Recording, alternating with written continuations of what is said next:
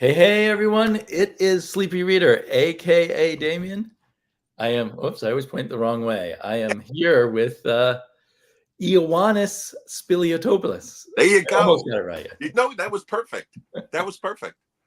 Also known as John Castle or John Castle Spilio or Spiliotopoulos. Yeah, I got a lot of nicknames. Everybody that's Spilio, Castle, whatever. Where did the castle come from?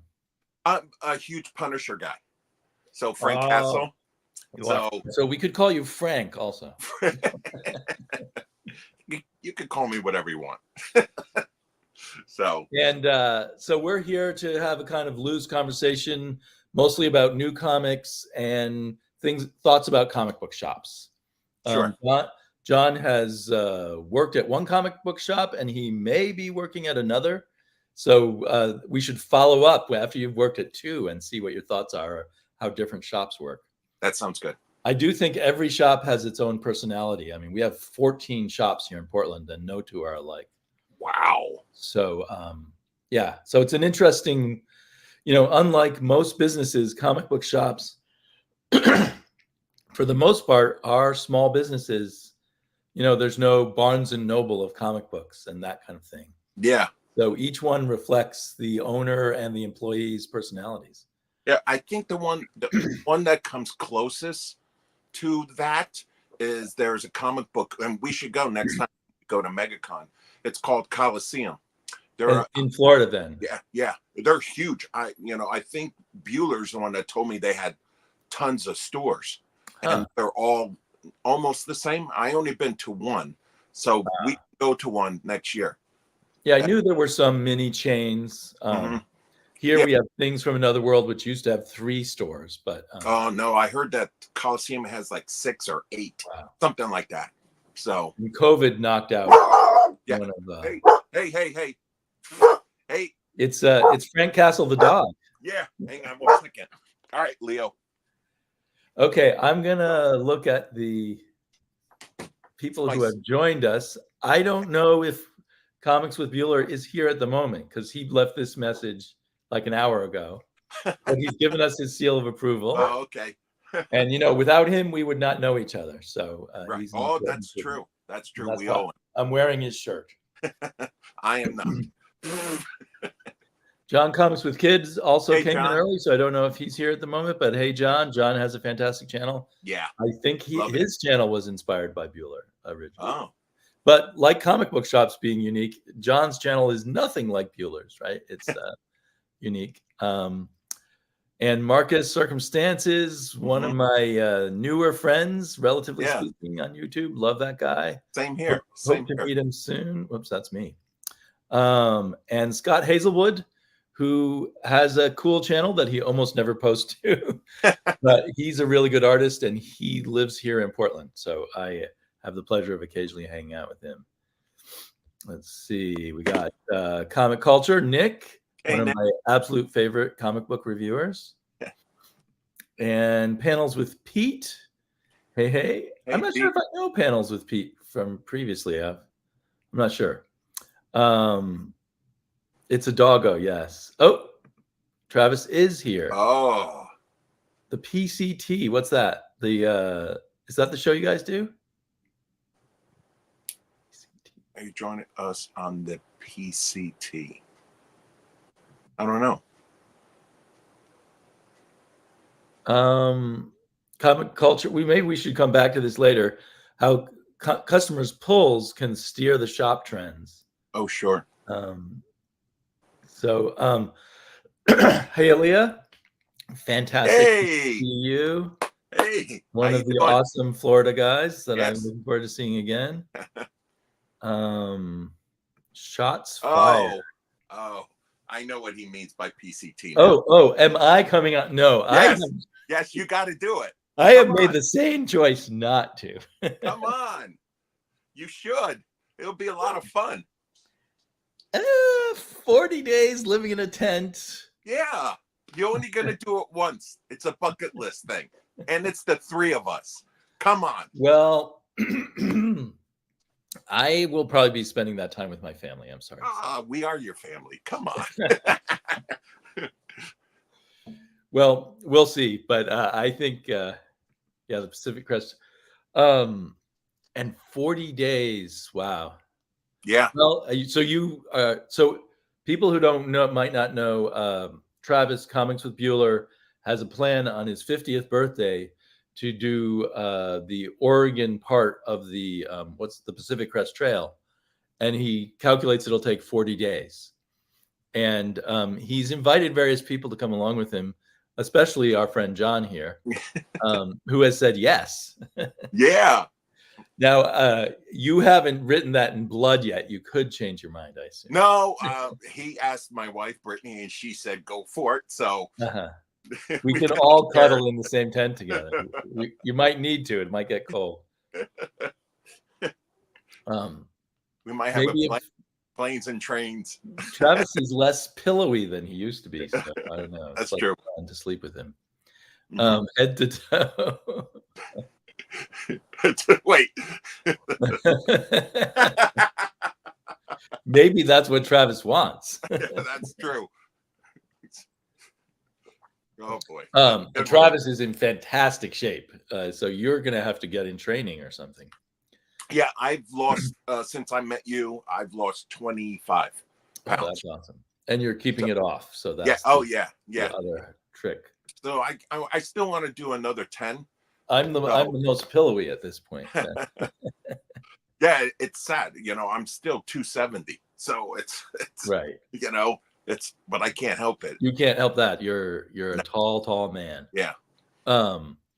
But that it is a great something like that's a great motivator to get in really good shape. Yeah. Well, prolong your life.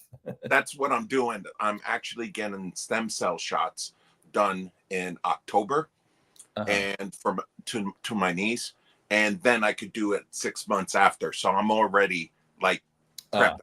So do stem cells help things rebuild in your knee, or? Yeah, okay.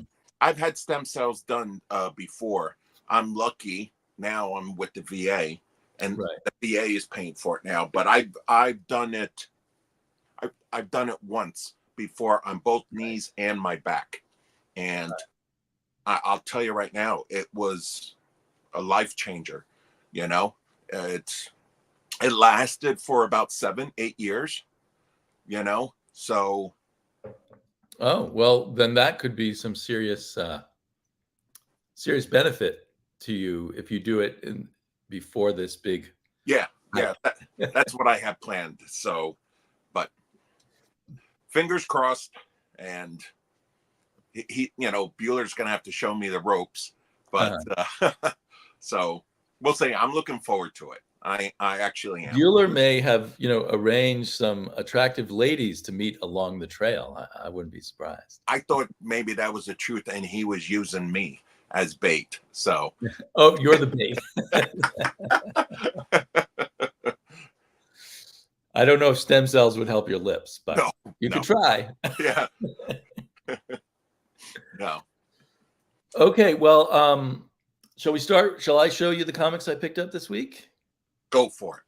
Let's see. It's been a while since I've done StreamYard, so let's see if I can make myself big. There we go.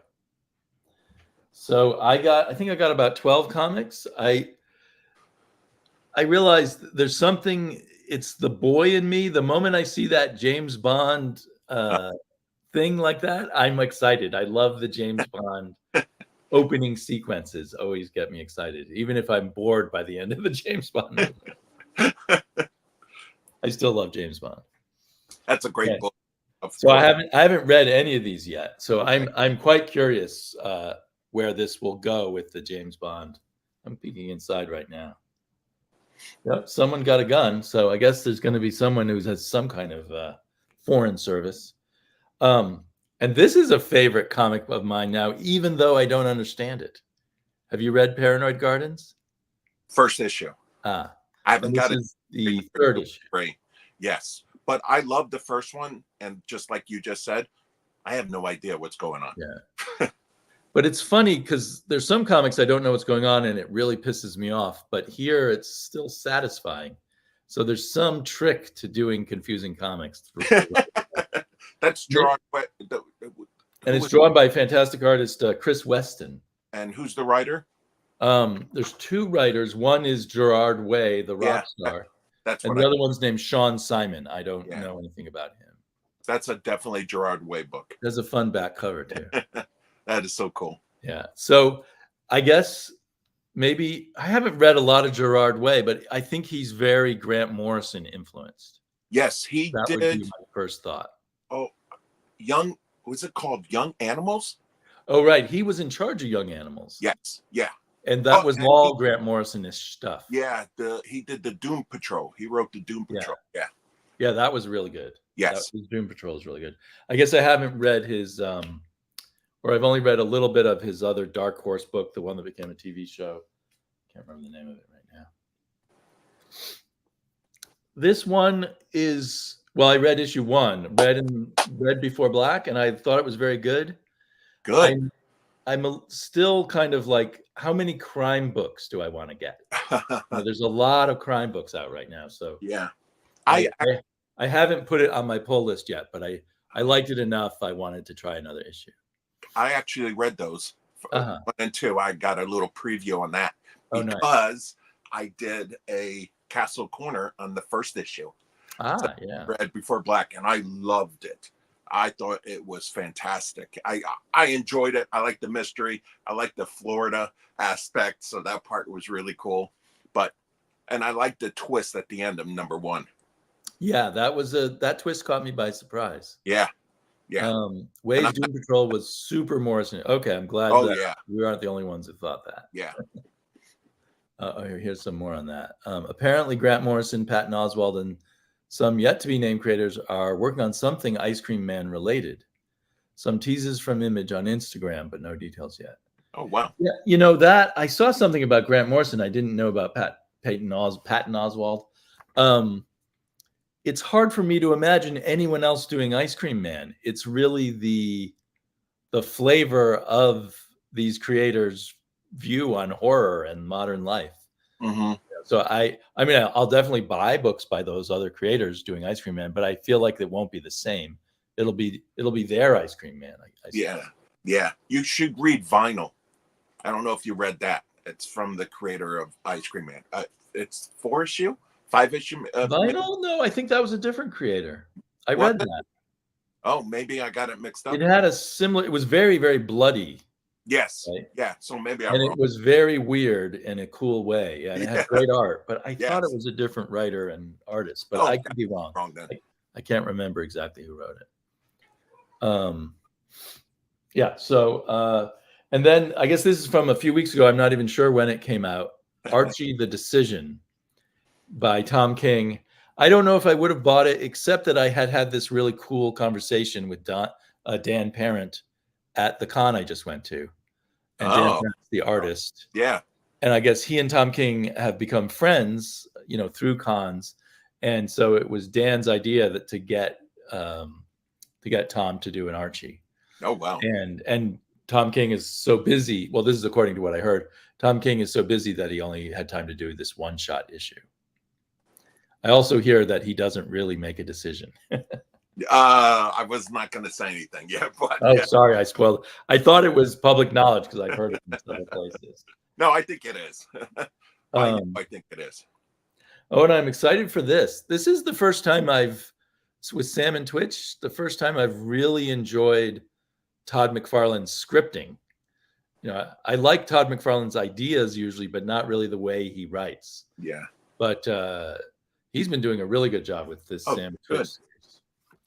And it's got pretty unique art. Yeah, the art is Simon Kudransky. Yeah. And maybe it's a case of the right art with the right script or something, so that the two work together really well.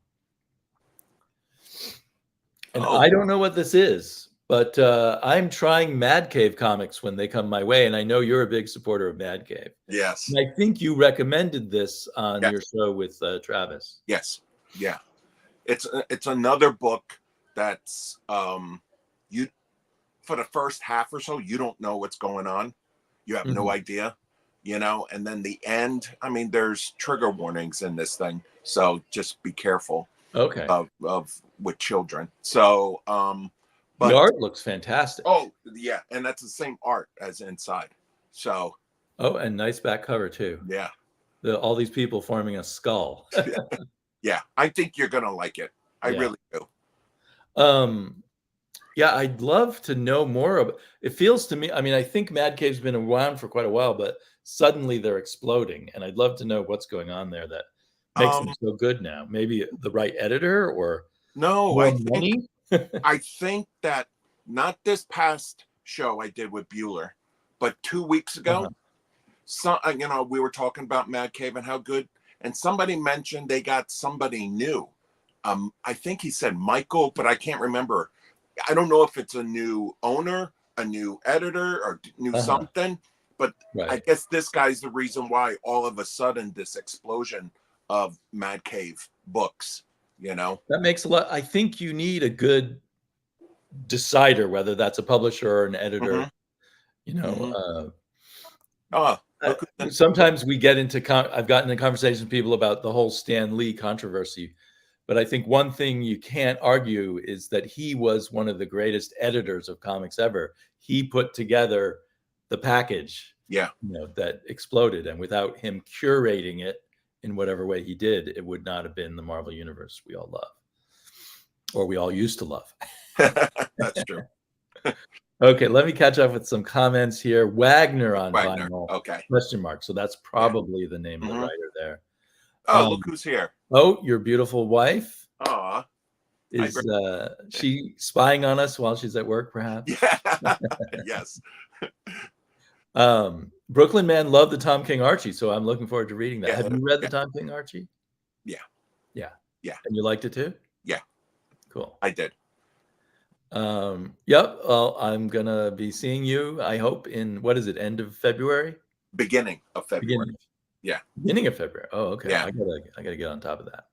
And there is Primetime Tom, one of the Portland comic book crew. Nice. Good friend of our sadly departed Sam. Comic Crazy. I have not heard from you in quite a while, Brian. Oh, thanks for that. Yeah. The new Bob. Used to love True, unfortunately. I'm not sure what he meant there. Maybe you can explain that a little more, Tom, if you have time. I'm guessing Tom is about to get ready to go to work. Oh, and there's my buddy from Connecticut, the great Higgy Pop. Higgy is my new favorite channel. I mean, not to diss anyone else, but you have to give his humor a chance because it takes a while to build up on you, and then it's like you want to watch more and more Higgy Pop videos. Okay, I'll check him out. Marvel. You used to love Marvel. True, right? Exactly. Yes. And Tom is a huge Marvel fan, especially Spider-Man. So let's see a little more. So I go to a comic book shop and I buy comics I said I wasn't going to buy. I read the first issue of this and I thought, I'll just read it digitally because I have that DC Unlimited thing. I thought there was good and bad to it in a way. But in the end, that cover just looks so cool. I said, what the heck? I'll read it, and I'll read it physically. I do like the artwork, Yeah. And, Tom King can sometimes have more up his sleeve than he seems at first. At least exactly. Yeah. But the first issue made me feel like it's just going to be another takedown of another superhero, this time Captain Atom. Yeah. Okay. Did you also highlight this one? I forget. Robbie did. Yeah. The moon is howling. Yes. The moon is following us. Yes. It's a really weird title. Yes. But it's Daniel Warren Johnson and Riley Rossmo, so that should be cool. Yes. Riley Rossmo is this really interesting artist who's kind of been lurking in the comic book world, but never exploding. So it'd be interesting if this makes a difference, this comic. And he didn't have a win at DC for some right, and they put him on that Robin book, and it. Oh, I didn't even see that. He's done earlier DC books that didn't quite take off either. Yeah. And he had a bit of a name for himself in indies. I want to say 10 or 12 years ago, and then went wow. to DC and never quite completely gelled. So maybe coming back to indies is the way to go. But I just noticed that they're both listed as artists. So Yes. I don't know if they're doing a mix of inking and penciling together. No, you'll see. You'll see. Or does the style change? Yes. Well, I like both those artists. So this seems like a win just on the face of it. Exactly. And we'll have to see what that. Okay, here's another one that I said, well, I think I'll wait for the trade or something, but then I bought issue 2. And I think I bought the B cover. I'm not sure why. I didn't like the A cover. I don't really like the B cover either. And they have this crazy thing on the back, just like the first issue. Well, that's almost like the words inside the book. They're in all different languages. Yeah. And as best I could tell, but I read the English part last time, and it was partially like the indicia, and then it started to go off the rails and say other stuff. Anyway, it's what's his name? Kieran Gillen. I enjoy some of his comics on an intellectual level, but he doesn't usually hit me in the gut or the feels. I was a little disappointed in that, so I'm curious to see what you think. Yeah. Well, I was kind of disappointed in the first issue, but and then I really loved the first 4 issues of Ultra Mega, which I think was like 3 years ago or something. It seems like it. It's too long of a break. But I'm assuming I'll be able to jump right back in and not have to go reread the other issues. I thought this cover isn't as good as most of his artwork. I thought so too, but it's very striking though on the shelf. Yeah, I guess it's maybe it just needed more color or something.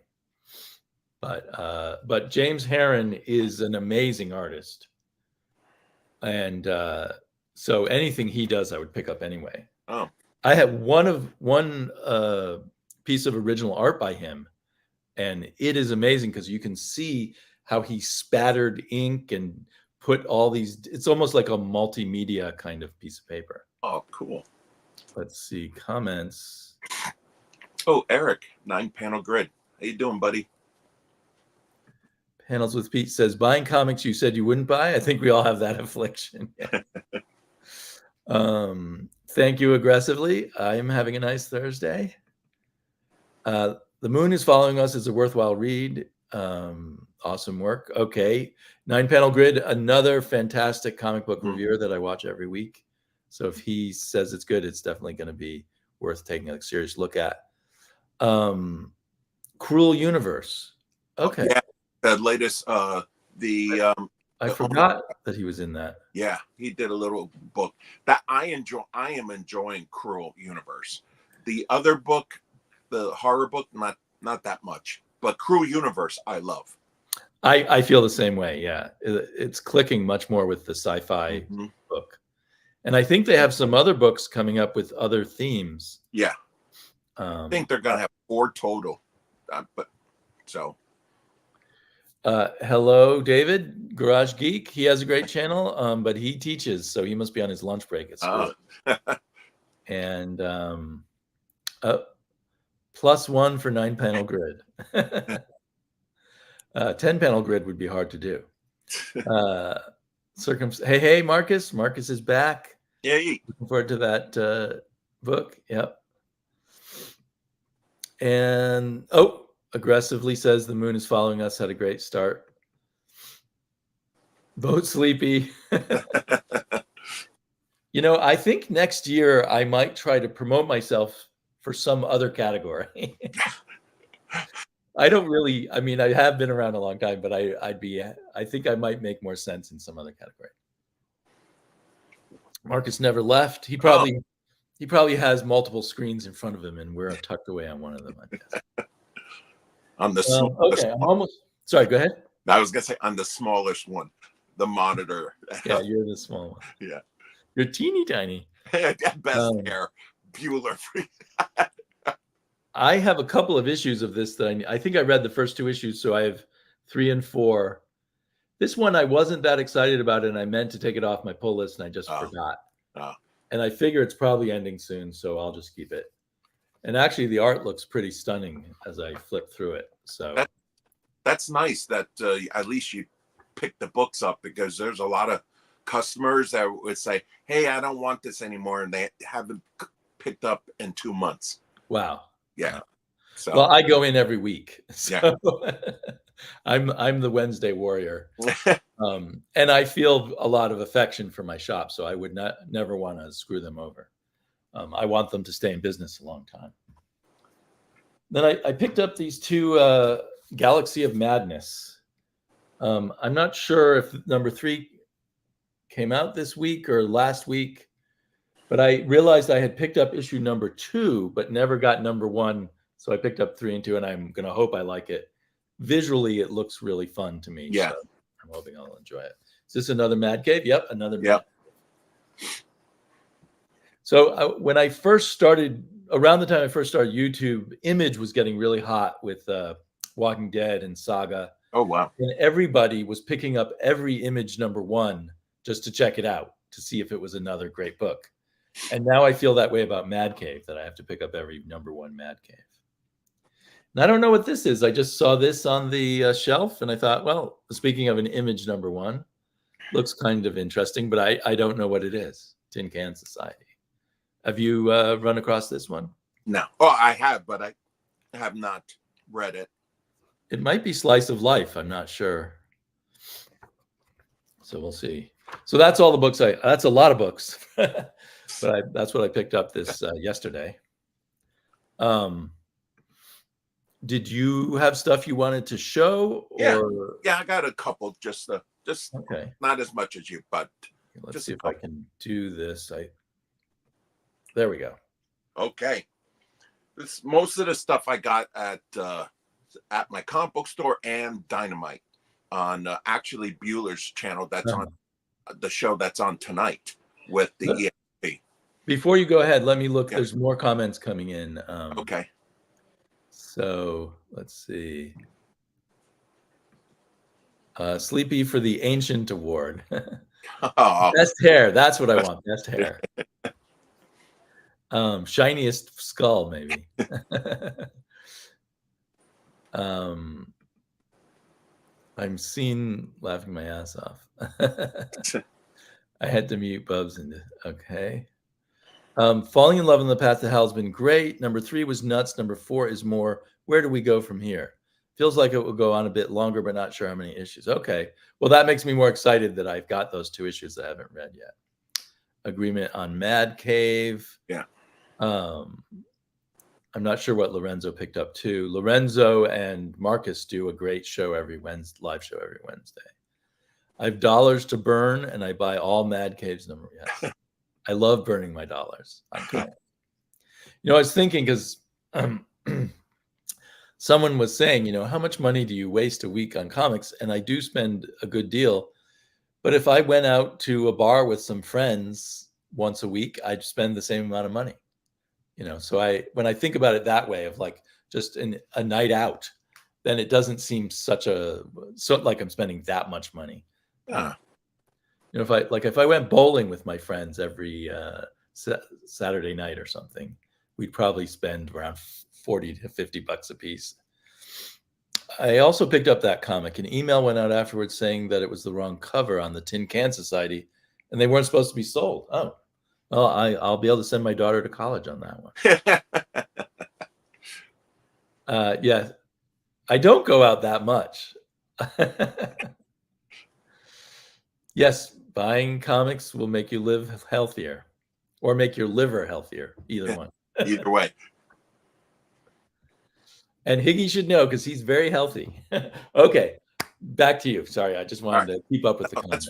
That's fine. So, she's like one of my favorite characters, so I had to get this. Oh, nice. She-Hulk number 1. It's like a near mint 992. I always bought that on YouTube? On Dynamite. Yeah. On Dynamite's YouTube show. Yeah.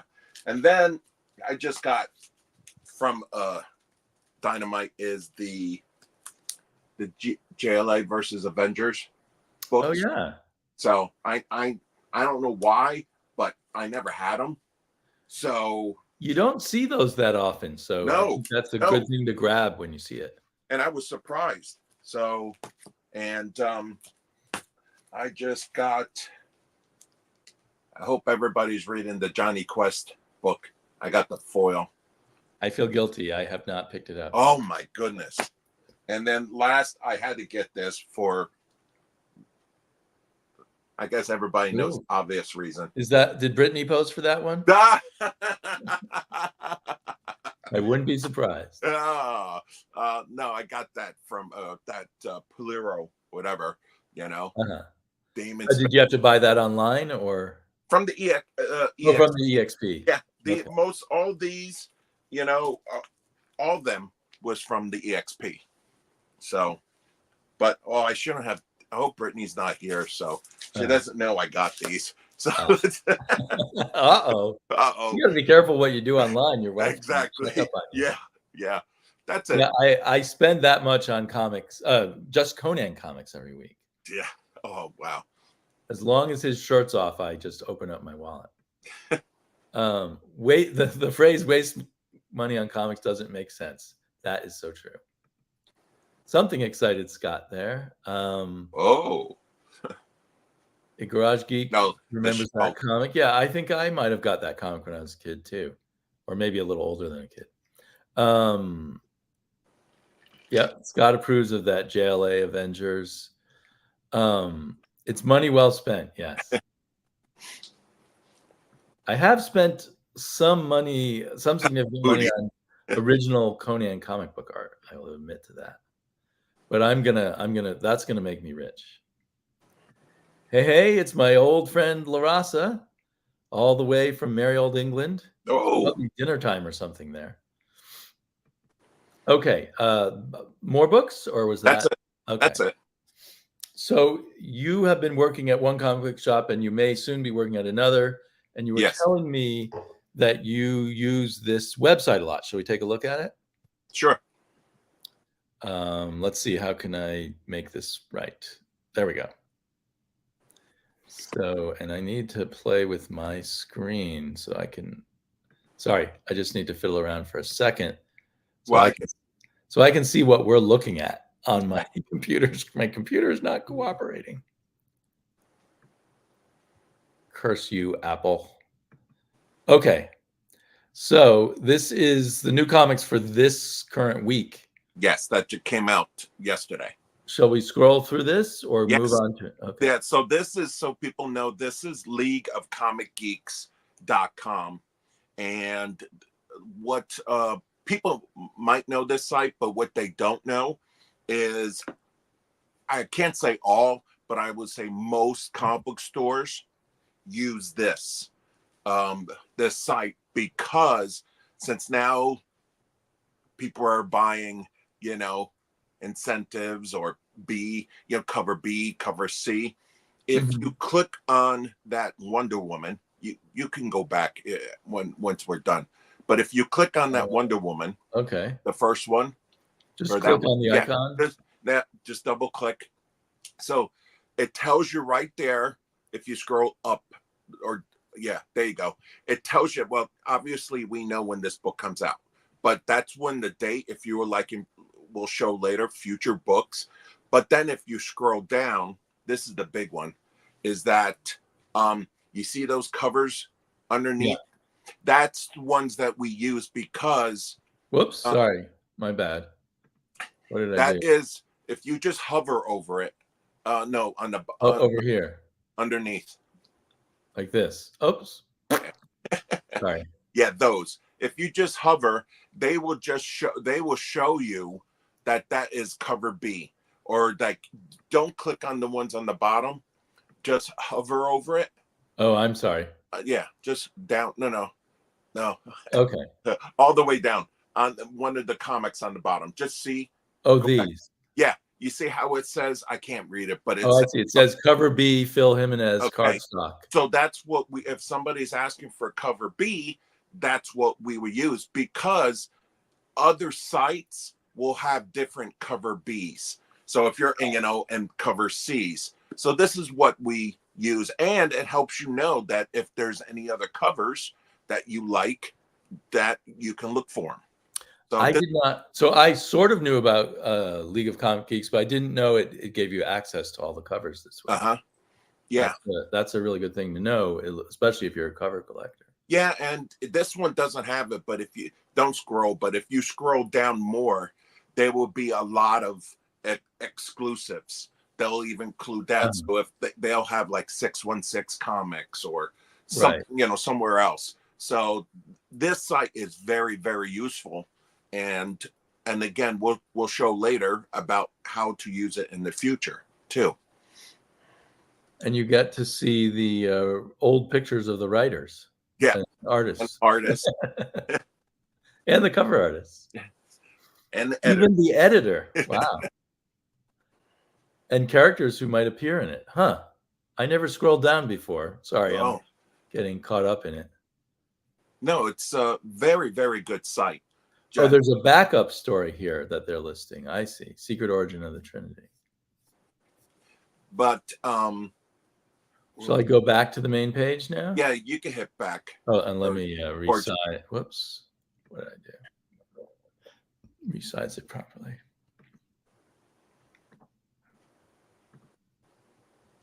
There you go. Okay. So, and you could also play with it where, if you go on the upper right and click on it, it'll go by publishers. So yeah. Oh, okay. I didn't know that either. Yeah. And you can select formats like annuals or variants or and trade paperbacks, hardcovers. Wow, that's really handy. And you could go to publishers. So just say that you just want to see, unclick all of them. The one maybe I just want to see Boom. Oops. Oh, that unclick Boom. Okay. Yeah. No. Yeah. Click that. Unclick there and then. And just go to Boom. Just go to Boom. There we go. And there you go. That's really useful because sometimes you don't want to see all the Marvel. Correct. In your way. You don't want to see. Some people just want to see DC or Marvel, and then you could get rid of all the independents. I don't know why they would, but I'm just saying there's still people. Yeah. So this helps you out, and you can also, go by number ones. You want to see what number one is out, this week. I think it's on the bottom. I can't see it. I think it's the next click down. Other refinements. Oh, okay. Yeah, click on that. And then see, you could click on it. You only want to see number ones. Wow, that's cool. I think I'm only seeing number ones from Dark Horse now. So let me go back and select all. Now I can see all the number ones. Yeah. Spider-Boy. Wasn't there just a Spider-Boy a little while ago? Yeah, that's an annual. Oh, it's an annual. Okay. Yeah. And Dazzler. Now, is that supposed to be any good? How do I say this? Someone was either joking with me or serious with me on Instagram about why didn't you get Dazzler? So I'm not sure if it was a joke, if they were joking or if they were recommending Dazzler. It's an okay book. It's okay. It's a great cover, but an okay book is not enough to spend $5 on. No, and I don't think we are the target audience for it. Okay. So. Yeah, but this is cool because I'm really glad you brought this up because I just look quickly here and I scroll through everything quickly, trying to find what might interest me. But this way I can refine the search and. Yeah, you can see what's coming out already, before you go to your store. So you're not missing it, or you have it on your phone, just bring it with you. Yeah. So I think it's very interesting that they've bringing back this Batman Elmer Fudd. Yes.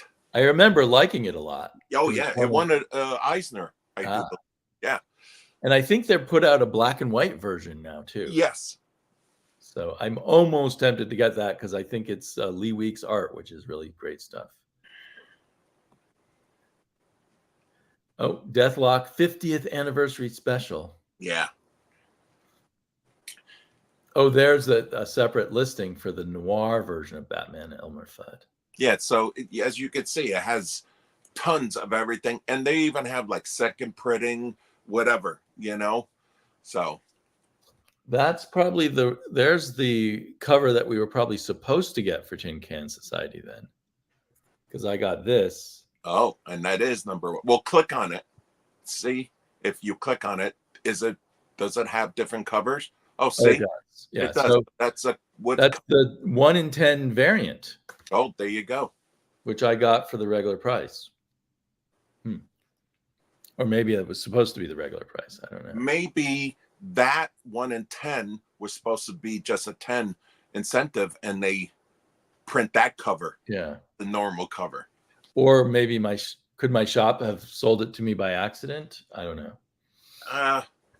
Maybe it depends on what they're using as for a POS system.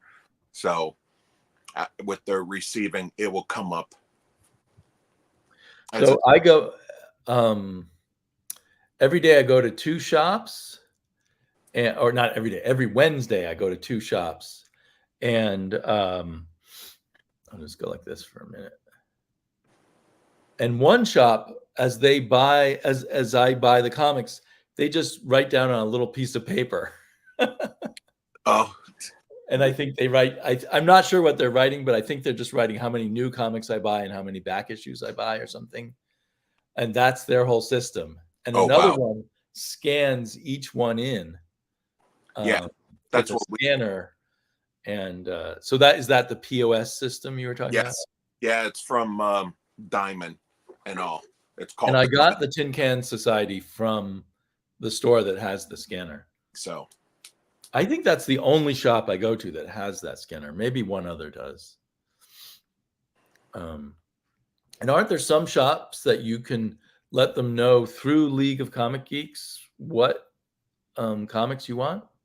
No, the way we do it, we had email, and we'd ask people to go to League of Comic Geeks, look at the covers, email us, say that, hey, we want Wonder Woman number 10, cover B. So, there, how do I say this? Sometimes we could do it depending on your shop. Some people would ask us for the 1 in 25 cover, and we might not get 25 books. We might order 10 of that book, right. So we wouldn't qualify. But if you have the big ones, and then they can request it. So that place that has 10 shops that you mentioned, they can probably get. Oh yeah, they probably the big variants. Yeah. Yeah. Did you find in the shop where you worked that facsimiles sold pretty well? All of them did. All of them sold. Yeah, that's my impression from YouTube is people really love the facsimiles. Even the foil ones, especially right now, the biggest ones are the Secret Wars from Marvel. They're doing it, the Marvel superhero Secret War, and the Infinity, the Crisis of Infinite Earth from DC. Right, this one right here. Yeah, they're doing a regular and the foil. So, and would you say the foil or the regular is more popular, or about the same?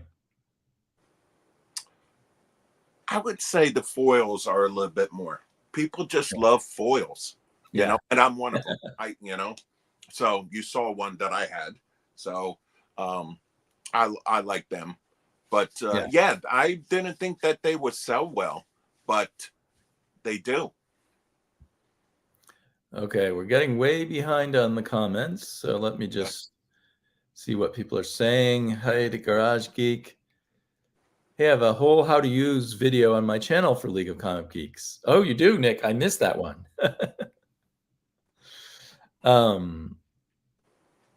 If you use Opera, you don't have all the pop-up ads. Yeah. And Circumstance subscribes to them, so I didn't know you could subscribe. I guess I knew you could join, but I wasn't sure if Dazzler was a steam pile of a mess. Okay, well, thank you, Brian. I will save my money. Yeah, I didn't want to say it that way, but yes, You're too nice. Well, you have to deal with customers who will love it. Yes, but that's true. It's not everybody has different things. But I'm guessing that Brian and I are around the same age, so yeah. we probably have the same ideas about it. It's too bad because I really would love a good Dazzler book, but League has a subscription module that shops can integrate with. Mine used to do it that way. Yeah, I think that would be great if my shop were integrated with League of, because I used to buy previews and everything was in it. Well, there was a separate Marvel book, but it came with previews. Right. Now you have to get sources from all over the place, and it's very frustrating. So it doesn't seem worth me paying the money for previews anymore. But I do feel like I don't know what's going on as well as I used to. The biggest problem with League of Comic Geeks pull system that shops can use is that the customers can add and remove books even past FOC. And that's probably quite a problem. Yeah, that's we don't use it. Yeah. I sometimes wonder, like my shop, I don't even know whether they know what FOC is. Oh. I feel like they know less about comics than I do in terms of new comics, because I think they make most of their money on high-end back issues. POS is a lot of things. No need to pigeonhole it. POS can be anything if it puts its mind to it. Hell, I've been called a POS. By you, in fact. So POS, point of sale, I guess? Yeah. Okay. Well, they have issues with each other, I think. So do you want to look at next week? Or? Yeah, just tell people, just click up on top and it has the date on it. And right here. Yep. And it's the same thing.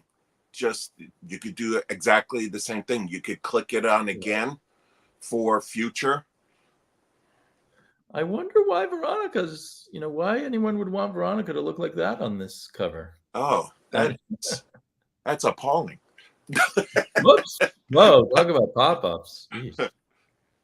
This is maybe I should get Opera Browser. I actually, when I'm on my iPad, I don't have this much of a problem. But no, I don't either. Yeah. Anyway, that's a nice cover. That's a cover of the week. Sorry, I got distracted. So, like, when is FOC? Is FOC about a month out or 2 months out? I'm always unclear about FOC. 3 months out. Okay. So some could be 60 days, but it could be 2 months. I can't remember if it was 2 months or 3 months. I didn't do the ordering at the store. I only did like the inventory. So. And so someone earlier made a comment about how people's pull lists might shape stores. And that may happen at my store because I'll order some obscure comic book and then my poor shop owner will buy 3 copies and then I'll see them sitting there on the rack for a long time. Oh, geez. Then I feel bad for him. And hopefully he's figured out eventually he shouldn't assume that what I'm ordering is going to sell well. No, but it is true. It helps. The pull list actually helps too, of how many, and also to get the incentives. You know what I mean? So if we have 150 people that want Transformers, we'll order a couple more. That's a big number, but might order 10, 15 more if it's a hot book. Mm-hmm. So and then it also helps if we look to see if nobody is ordering an ND. Like, I know it's not, but the Tin Cans Society. If nobody's ordering it, maybe we'll get 2 copies or 3 or something. We're a small store. So, yes, this does help out a lot. So. Yeah, at my shop, he's told me, it's not a hard and fast rule, but he's kind of said, I'll get 3 issues of the first issue. And if no one adds it to their pull, I might just get 2 of the second issue, and then if no one's added to their pull, I won't even get any more. Yeah, that is the rule of thumb, is if you order 10 number ones, then your next one, number 2, is 50%. And then your number 3, if nobody's getting it, is 50%. Right. So yeah, so it goes down. And I've heard creators or complain because they think that the numbers everyone's buying number ones and then not buying the rest of the series. But I know I buy number ones to check them out. It's not just, I'm not trying to invest or flip or anything, but I buy a lot more number ones because I'm just checking out new books. Right. And also sometimes I read number 1 and I say, okay, I'm going to wait for the trade. It's not like I don't like this book. So I've heard some creators say this is a reason why they should only do trades and skip the single issues. But I think they're making a mistake because I think those single issues are still ambassadors for their trades, in my opinion. Yeah, you just said it. There's 2 people. You're both right. There's people, that they just get number ones and they don't even read it, and then there's ones, obviously they want to keep on going. But what we started seeing a lot in the last 6-8 months of the stores, that people were buying number ones, and then after they read it, they would come back the next week and say, hey, when the trade paperback of this comes out, blah blah blah, please put me on it. That's happening a lot now. So, and I can't tell you why. It's the price of the comics. Exactly.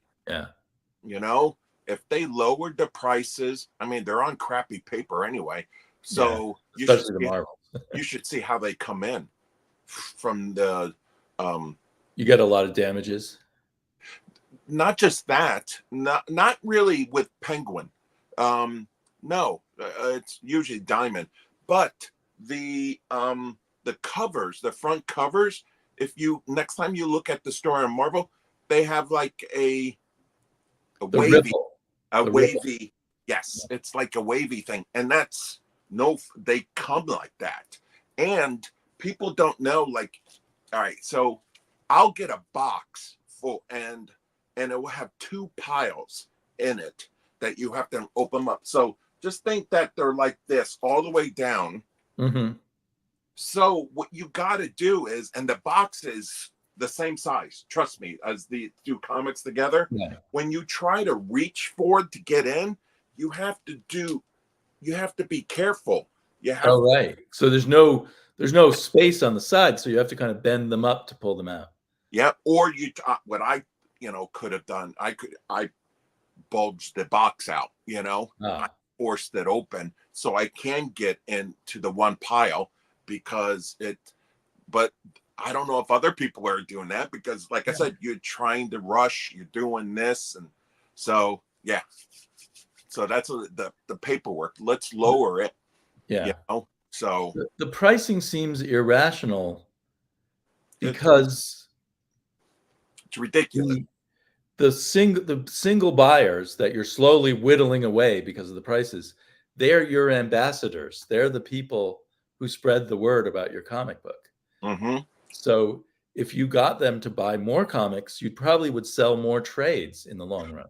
Yeah, but you know how heartening it is to be at the cashier and somebody comes to me, and said, hey, can you do me a favor? Can you add Batman and Superman World's Finest and take off the Batman did, but whatever, a couple, because they can't add to their list. They'll add, but then they'll take something away, or it's very easy if the comic doesn't hit you. There's tons of people that would cancel. So you're right. If the books were cheaper, then people would just say, hey, can you just add Superman and World's Finest? And that's it. And also, like, a lot of us, if we like it, we'll buy the hardcover later anyway. So it just seems to me, if they were cheaper, more people would read them, and it would sort of spread the word out about the comic. By the time it came out in trades, they would have more of a buzz on the comic book. But they don't see it that way. From what I've heard, they kind of think they need to make money off the floppies, and then the money from the trades is just like extra money, and then that's why they make the trades cheaper than the floppies. But it seems ass backwards to me. Yeah, and now DC's coming out with these new trade paperbacks. They're like for $10, the shrunk ones. Yeah. That's a good move for getting kids to read, but it still seems like it's weird to put everything on the back of floppy readers. And just, I guess the corporate people must think, well, eventually they're going to just go away anyway, so let's just squeeze as much money out of them as we can in the meantime. That's my only way of explaining it. But I don't know if that's right or not. We're talking about pulls affecting what the shop might buy. Yeah, my weekly pulls are totally different from my shop's wall. I think we have a lot of cover grabbers and legacy Amazing Spider-Man and Batman customers, and they just buy big two main titles on habit. Yeah, I mean, I know people who just buy every Batman or every Spider-Man, and then they complain about it, but they keep buying them. Yeah. But I am seeing a lot more people today canceling Marvel and DC and hitting just indies. That makes me glad. Yes, I mean, Distillery is a good example. Their books freaking fly off the shelf, and they're a little expensive, but they're a little bigger. But people are loving the stories. Really? I just think that people are getting tired of the same old thing, which is understandable.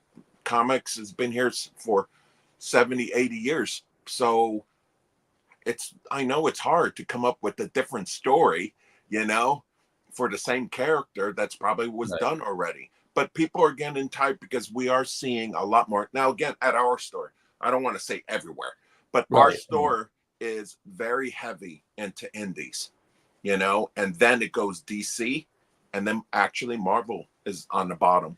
A lot of people quit the Spider-Man books. The only good that's selling right now for Marvel is the Ultimate line. That is doing phenomenal. Yeah, so.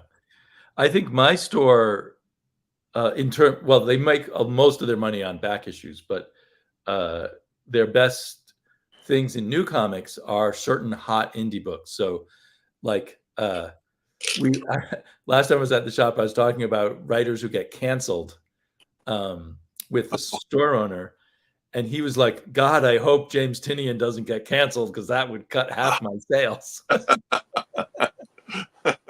don't think James Tynion is the type to get canceled, but I guess you never know. No, but it's true. Neil Gaiman was a big shock. But yeah, exactly. There's someone, the cost per issue is just too much for him. And I have entered a phase where I've become less cost sensitive, but I used to be very cost sensitive.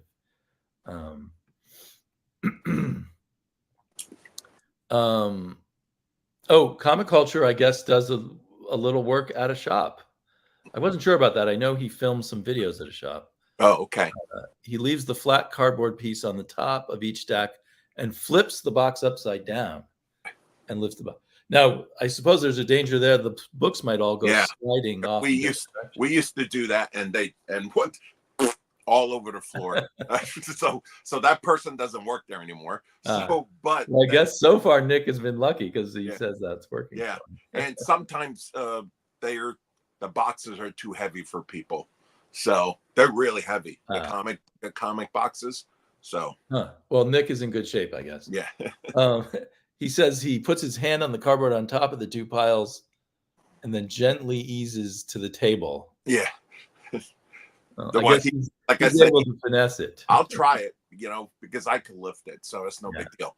But when you have a 22-year-old girl, female or boy, whatever, right, they're not going to be able to lift it. Hey, Finland. Yeah, that's Tomi from Finland. He sent everyone in the comics community this great gift box a couple of years back, and he does some cool videos. He said, I think last time I talked to him, he hadn't done a video in 6 months or 3 months or something. But cool guy. Yeah. So you mentioned your shop makes the cream. The real profit is the toys and the statues and things like that. Yeah. I said before for our store, I think it might be. I forget how many square feet, but it's like one of your normal stores. But comics only keep the lights on. That's it. That's all it is. It takes up most of our inventory, obviously, but it only does that. It's these toys. And manga is good in our area, but you got to remember, whatchamacallit, there's not that a lot of young readers down here in West Palm Beach. So it's starting to get a little bigger. But toys are huge, especially at our store. My owner, I don't know how he does it. He knows a lot about like action figures from freaking 60s and 70s and 80s. He could tell you if this one figures what pieces are missing if you hold it in front of him. It's amazing. Those is what keeps the store going, man, because there are tons of people who would buy a mint Star Wars from the 80s line and all. So that's it. And unfortunately, I don't think, and I think we mentioned this before, that I don't think a comic book store can survive just doing comics. Well, but my shop survives by doing expensive old comics. Do they? Golden Age comics and things like that. How did they keep on getting them in? Well, so the guy who started the store, he used to just do that online, and then he started a storefront. Okay. And at conventions. So I guess he has a whole network of how he gets comics. I mean, I'm not even sure. It's a lot of work, I think. But your guy knows how to get how do you get those Star Wars toys? Yeah. Your guy is an expert in that toy field.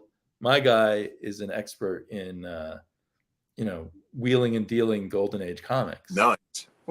And so when he first opened the store, he didn't even have new comics at all. But people would come in and ask him if he would carry new comics. So he did. And I think what it does is it gives you a customer base that comes in every week. So even if there's not much profit in the new comics, I also buy my old comics from him. I buy a lot of used comics from him. Because I don't buy the high-end ones, but I come in every week and he has a section with all the comics that came in all the back issues that came in that week. So every week I thumb through them and I'm like, they might not be the very best prices I could get, but I get a discount and the discount applies to the back issues too. Yeah. So I inevitably buy 4 or 5 back issues along with my pull every week. And then I buy supplies from him, and I don't buy all my hardbacks from him. I buy some, but I think that's a problem for shops. But there's so many ways to get discounted hardbacks and trades online. Yeah, that's a big competitor that you can't cut your prices by 40% at your shop. No, just the way an online retailer can. Yeah, that we did okay with supplies. I think maybe it's like, oh, I'm here, I might as well get it. Because we do sell bags and backboards a lot. Right. But a little inside. Well, maybe I shouldn't say it. Screw it. What we have in front of the cashier is we already have bags and backboards made, right? Mm-hmm. And they're 50 cents. So a lot of people will get that. So I'm telling you right now, one bag of bags and one bag of backboards makes you a lot of money. Right. Well, so it's a convenience thing. People don't want to do their own bagging. They see it right there on the counter. Yeah. They're like, and even though 50 cents is actually a lot for that, it doesn't feel like a lot. Right. 50 cents at a time. exactly. Yeah. So that's a That's a little, smart business move. My shop should do that. yes, they should, because people, they see them, and that, like I said, oh, I got 3 books here. Let me get 3 bags and backboards, Right. and have them already made. You know, so yeah. But other than that, and the new, we're not that big, but I know it's huge. Is the Pokemon cards, the Yu-Gi-Oh, and Dragon Ball. Those things Right. are huge. You wouldn't believe. One Piece. What is that Disney one? Lorcana. Gee, especially One Piece. They give you a time? The company gives you a date and time you can start, and usually it's on a Friday at 5 p.m. You know, Right. so you wouldn't believe how many people, like maybe 3 o'clock, they're all lined up at the door. So those cards are a good moneymaker too for comic book stores. But you got to know also what to get. What's a good set? What is the hottest set right now? What's Uh-huh. going to be the hottest set? People don't understand, like, doing a comic book store, they think it's all easy and fun and everything. And it is a little, it's definitely fun, but there is a lot of work to run a comic book store. It does. Yeah. Not ordering, how the heck do you know what to order? How the heck, you got to have a magic 8 ball and say, okay, but Right. Right. yeah. I shops, there's a lot of shops around here that just sell comic books. Wow. Most of them have a lot of back issues, but then there's one. So there's 2 shops I go to, and the second one I go to because they're near my house. It only has new books and lots of trades, but they specialize in being family friendly, and so they have a whole section for kids. And I think on the weekend people bring their children and buy them all kind, picture books and comic book and graphic novels and things, and they manage to survive off that. But I That's think it's awesome. a constant hustle to promote themselves. Yeah. The woman who owns the shop is a very good promoter of the shop, and very connected to the community. So all the moms know her, and her kids went to the same elementary school that my kid went to. So everyone kind of has a vague familiarity with each other. That's good. That's good to hear. Yeah. So I think I think there's all kinds of ways shops survive, but actually that one that I was just talking about, they rent out their basement to a record store, which is Really? probably an even harder business to make I profit. was gonna say, but they're coming back too now. Yeah. So they are. If I was gonna open up a store, I always had it. I was gonna call it like Comic Book Cafe, and just have like a side of, a bar with bar food and all stuff like that, or hamburgers or hot dogs or chicken fingers for kids, and then the store, and then like I was gonna say, if you're a subscriber at the store, your food is like 10%. You get a discount. Yeah. So that's something I always thought. I'm never gonna do it, but Right. that would be even more work. You'd have to run a restaurant and run a store. Exactly. Yeah. So, but if you had a partner who wanted to run a restaurant, or a light food place, no, it's true. and if you wanted to do, if you could get it, it's hard to find good partners to work with, I think. Trust me. I get it. So, but I give people credit. Like my boss, December will be 3 years. So good for him to do it, and he's running it how he wants to run it, and right. and he knows that the market is out there for old Godzilla toys, Transformers. Forget about it. People still want to buy the first wave of it, and they'll pay a lot of money. So that's why I'm saying you got to have. I think you should have a mixture and everything like that. So I used to listen to a podcast from Publishers Weekly, and they were talking about when Penguin got into the comic book distribution yeah, business, yeah, and they felt, from their Publishers Weekly kind of point of view, it was because Penguin was excited when they realized there were 2,000 independent bookstores out there, because in the normal book market, that's kind of disappeared.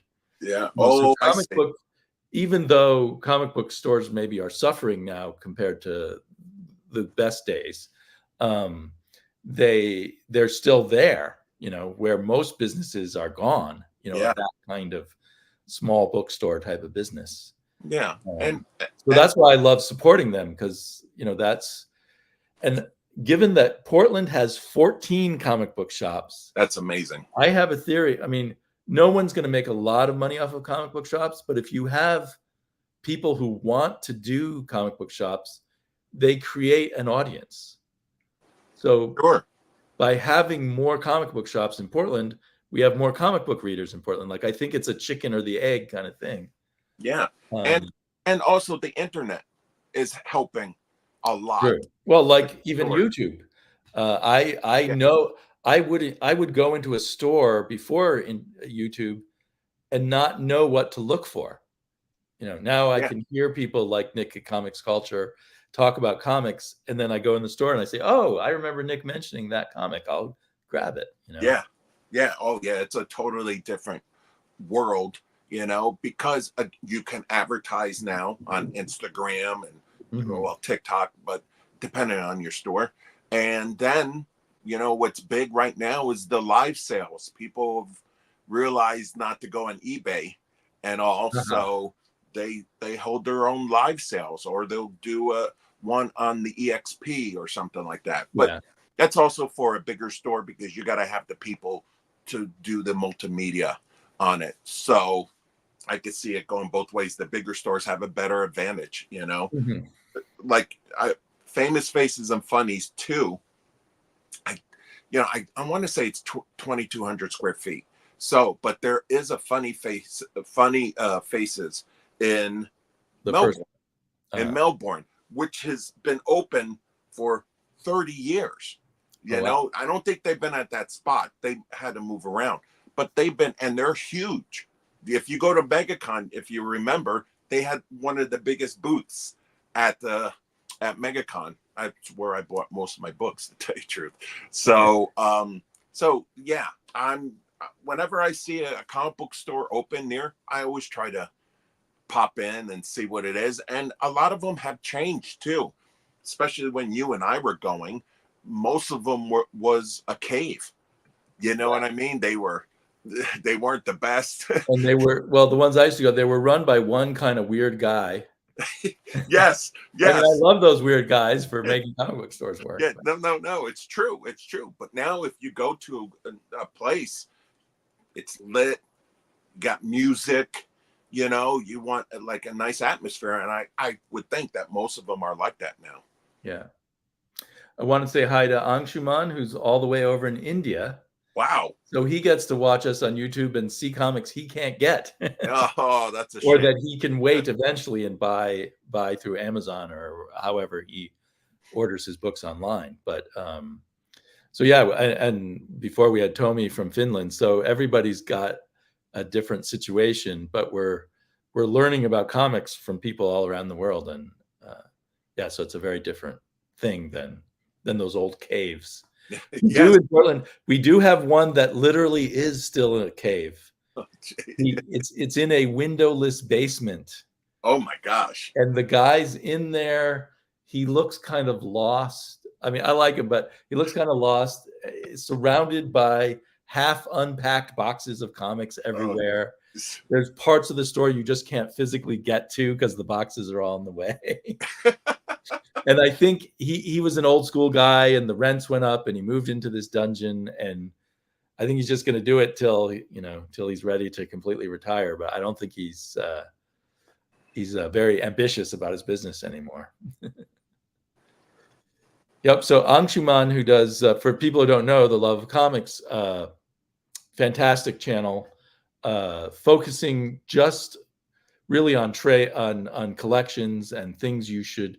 He kind of does big overviews, like a big overview on Tintin or Usagi Yojimbo or that sort of thing. Really well done channel. Yes, we all kind of hear about comics we can't read, but I think if you're in a very far from the United States kind of market place, then you really might be tortured. Always smells like soup. Yeah, I think the one I was talking about may be sort of grandfathered in at a very cheap rent too. Yeah, but I do sometimes find things there that I don't find anywhere else. That's in fact, I was wondering if I don't know what the distribution on these Nexus comics that are published by Steve Rude by himself. And I found them at that the Dungeon comic book store. They're like $1. And they're like $1. Yeah. I don't even there isn't a price on them, but I think they were $1. So anyway, they got almost no distribution. I feel bad for Steve Rude because he's one of my favorite artists, but he keeps trying these experimental things and they don't work out that well for him. Yeah, we had like 2 people on the pull list for that book. It's beautiful, it's oh yeah. Steve Rude has not lost his skills, but he's writing it himself. I haven't read it yet. Well, it does say Mike Barron and Steve Rude on the top, but I'm pretty sure he's writing it himself. Yeah, story by Steve Rude, art and letters by Steve Rude. Yeah, I need to read this and see how he does it. So, another weird thing is this thing. Did you get this in your store? Yeah. So I don't know if it's one time or if he's going to do it continuously. He's got a couple. I think that's the second one. Oh, it's the second one. Okay. I think so. This is Chip Zdarsky's own joke newsletter. Yeah. Like they have comic book news. Now they have Chip Zdarsky news. And it's just one page, but everything in it is sort of semi jokey at best, or completely jokey. It's his humor. So I don't know what, if I hadn't seen Chip Zdarsky at a comic convention and heard his humor, and I just sort of was a random person going to a comic book store and picked this up, I'd be like, what the hell? Was that $1 too or free? This was free. Yeah, that's what they are. Okay. Does he charge the stores for it, or does he send it to them for free? That I don't know. That part I don't know. So. Okay, well, shall we call it a day? And yeah, let's do this again. Catch up with you again in a few weeks or something. Yeah, let's do it. Depending on, you don't know what your next work schedule will be like. So I'll keep you informed. I'll find out. In a couple of weeks, I'll find out. But maybe and people can catch you on. Do you guys have a regular day? You and Bueller do your new show, Off the Rack or On the Rack? I can't remember. On the Rack. Every other Tuesday. Since we just did it, it's Tuesday night at 9 p.m. 9 p.m. your time, 6 p.m. my time. Yeah. Yes. On Bueller's And channel. who knows what time it is for Angshaman in that's true. I think he's like 12 and a half hours away from me. So anyway, yeah, that's a really good show. People should pick. It's kind of the replacement for the old Comics and Coffee. Yeah. You're the new Bob. I wish we did it every week, to tell you the truth, but I know he can't. So because he's on the road, and he even says, he on Thursdays he's already trying to be in a good spot, for that for his live sale with EXP, so then now he's got to do another Tuesday, and so he prefer to do it every other Tuesday rather than every Tuesday having to find. Yeah. For those who don't know, Comics with Bueller is the guy in the van traveling around the country, visiting every comic book shop in the country, or trying to anyway. Yes. He's doing a good job doing it. So, but yeah. I always try to remember that YouTube comics community is so big that even though we think everyone knows who Bueller is, they don't all know who he is. True. That's true. And also I do my shorts, hopefully. You're doing shorts where you cover one issue at a time on ESP EXP Experience. Yes. So people can subscribe to that. I'll put links for both Bueller and EXP down below after the show. Yeah. Yeah. And they can follow you on Instagram, and you probably can find out when your shorts come out just by following you on Instagram too. Yes. Right? Yes. And that is John Castle Spilio. I'll put a link for the Instagram. Yeah. And hopefully I'll be doing a lot more at this new store. So I'll be posting a lot. Yeah. And that will broaden your insider perspective even more. Yeah, because right now, like I think I told you, what I'm trying to do is do one for what's coming out, like on a Tuesday. And then like tonight, it would be, what did you miss? And I try not to do a DC, Marvel, or some images. I try not to do them. I try to hit some books that you might have missed, or you know. So that's what I found out about a couple from you. Well, one of the ones in my stack here was because of you. And Prairie Dogs, you know, which was real. I don't know if you picked that up. That was fantastic. But anyway, but I know I did a Werewolf by Night, but that's my guy. Yeah. So, you know, hey, it's your show. You can do whatever you want. Yeah. No, they didn't give me. That's the bottom line of YouTube. Do what you want. Yes. Yeah. So it's, I'll tell you, it's hard to do that in less than that, like 52 seconds. Yes. It's just like that. But I have a lot of fun because my wife films me and she does the pictures. And also I like having, it's like both of ours, even though she hates being in front of the camera. So that's what I like to do. You're the on-camera talent, and she's the behind-the-camera talent. Exactly. If it was up to me, it would be vice versa. She's a lot prettier than I. So, but you have great on-camera energy, so that counts for a lot. And I owe it all to you. Me? Yeah, you were my first video. Well, that's true. I broke your cherry on YouTube. Yes, and people saw it. So people were asking, you know, I mean, I did a little with Robbie, you know, like a review. I think but that was it. I never did a video. So yeah, it was you, and everybody saw it. And then, so they asked me to do it and all that. So it's been great. Yeah, they saw that you do well in front of a camera. So then they said, hey, we want him on our channel too. Yeah. Yeah. Well, I'm glad that I helped discover a new star. Yeah, I owe you money, so I assume there's been no money involved, but nah, that's fine. It's fun, but we have good times. Yes. So thanks to everyone who left great comments, and John and I will occasionally do this when our schedules line up. And so that's it. Good night, everybody. Or good night. Good night to some of you. Yeah, almost. Yeah. But thank you, everyone. Peace.